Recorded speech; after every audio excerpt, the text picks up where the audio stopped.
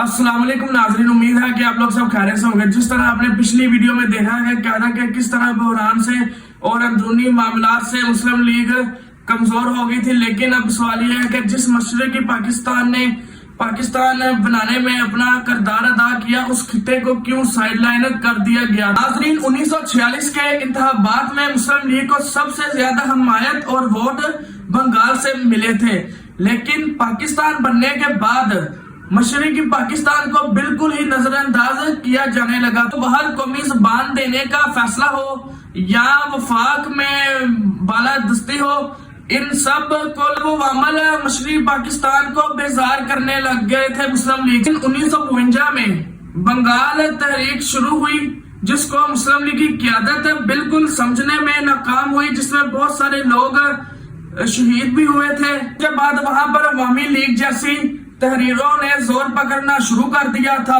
مشرقی پاکستان کی تحریروں اور اس کی شناخت کے لیے زور پکڑ رہی تھی۔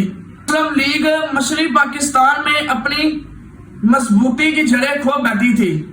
ناظرین، یہ سوال صرف محض ایک سیاسی نہیں تھا، بلکہ ایک نظریاتی بھی بن چکا تھا۔